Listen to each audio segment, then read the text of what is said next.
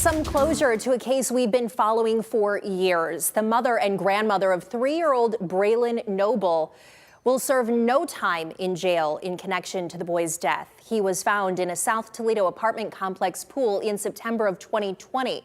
Dajnae Cox, Braylen's mother, and Bobbie Johnson, his grandmother, were both sentenced to probation today. Kaylee Marintet is live outside the courthouse where that decision was handed down today. And Kaylee, a lot of people have been following this case and will be asking, why didn't they get any jail time?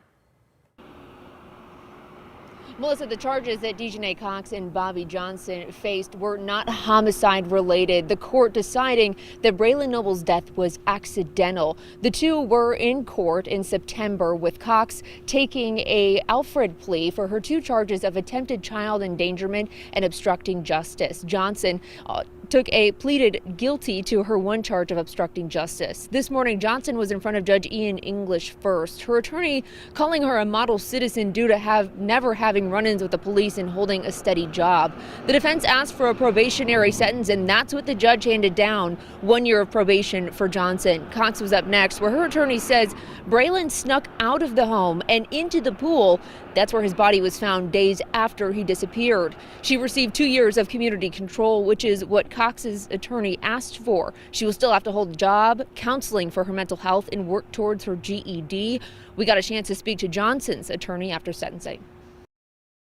This was not a homicide case. It was an investigation, but the evidence just simply didn't show that there was any foul play or that this was a homicide.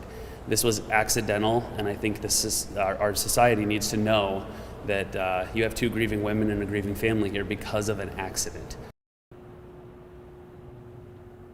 Coming up at 6, you'll hear from the prosecution on why this was investigated as a homicide in the first place, and you'll also hear from Judge English and more from Johnson's attorney. Reporting live in downtown Toledo, Kaylee Marintet, WTOL 11.